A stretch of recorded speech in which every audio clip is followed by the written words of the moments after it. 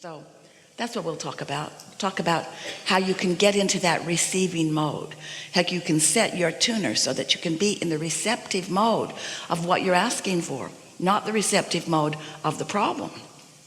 Esther, since we have been talking about this so much lately, Esther asks herself 100 or more times a day as a thought comes to her, okay, what receiving mode am I in?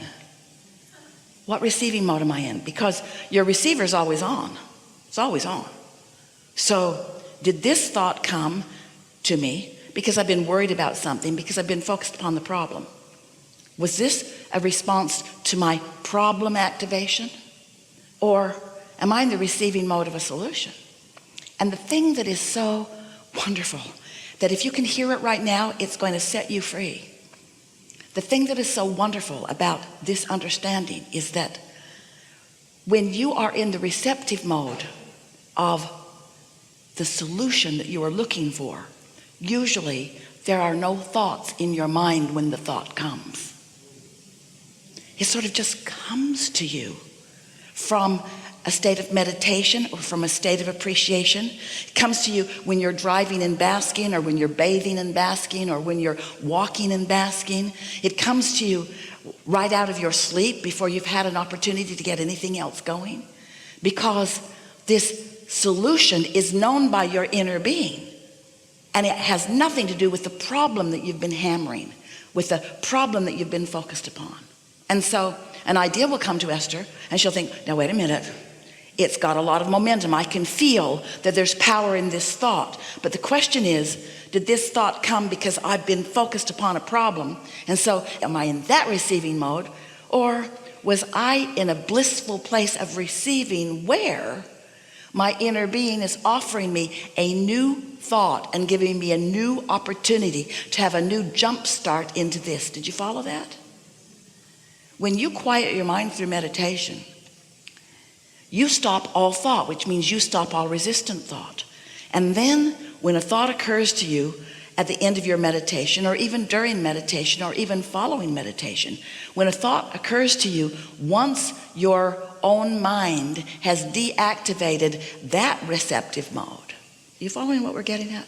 For example, let's say that you have 40 acres in Texas. That's what Esther has. And let's say that a lot of it is natural, wild and woolly. But quite a bit of it has been planted and is being watered and is being tended to and is really beautiful, or has the potential of really being beautiful. And you have some new gardeners who cost a lot of money and show up on a regular basis and make a mess. Their mowers aren't sharp, and their weed eaters are broken, and the people that are operating them are not highly skilled. And so they just do a sort of hack job on it. And you walk through and you see it and you go, yikes. And then you get a thought. I think I will look for a new gardener. Now, what receptive mode do you think you were in? Do you think you have access to the very best gardeners around? Or do you think that what you're witnessing, while it's valid and real and true, has you in a receptive mode of getting another one just like this one? And here's the thing that's so wonderful. If you're not sure, hire them and find out. Now, some might think that the solution to this is to go out there and look at something that doesn't look good, and then know what you don't want, so know what you do want. So you say, I really don't like that they went through the opening that is so beautiful, and they brushed all the little succulents and knocked several of them on the ground and just left them there. And what I want is someone who doesn't do that.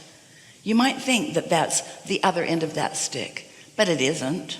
You could talk all day about the improvement that you seek based upon what you've been looking at, and you're not in the receptive mode of what you really want. You're in the receptive mode of more of the same, more of the same. Can you hear it? But step one, step two, step three. Step one is you ask. Oh, you ask. Contrast causes you to ask. Step two is it's in the vortex.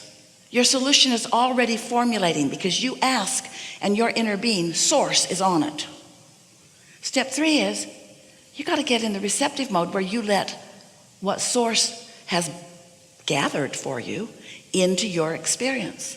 So the solution to that improvement isn't beating the bushes for someone that's better. It isn't asking for resumes and going down lists. It isn't giving them the 3rd degree. Is your mower sharp? Do you know how to use a weed eater? Do you have eyes in your head? Can you see when there's a mess? 3rd degree doesn't work. So since you've already done step one, and since step two is already done, step three is get your mind off of it. You've already done your work. You've asked and it's been answered. Now go do something else. Because if you stay focused upon this problem that is active within you, and friends, it's not possible for you to focus upon that subject in a pure way when what you've been witnessing is the opposite of what you want. You can't get there from there. You see what we're getting at? So you know what you do? Go somewhere else. Go somewhere where you don't keep seeing the problem, because if you keep looking at the problem, you can't let the solution in. You've got to put some distance between. There must be separation between the activation of your problem and the allowance of your solution. Now, meditation will give that to you incrementally, 15 or 20 minutes a day. Appreciation does too. Leaving the property certainly does. Going somewhere where you don't see it. But you cannot stay focused upon a problem. You cannot find a solution to a problem while you're focused upon the problem. And we know that's counterintuitive to humandom. It's not the way that most humans approach most things. Most think that you've got to wrestle it to the ground and kill it. Most think that if you take your attention away from it, that you'll never find a solution, when the opposite is true. Your attention to the problem will never allow a solution because they are vibrationally different. You've got to put some distance between your question.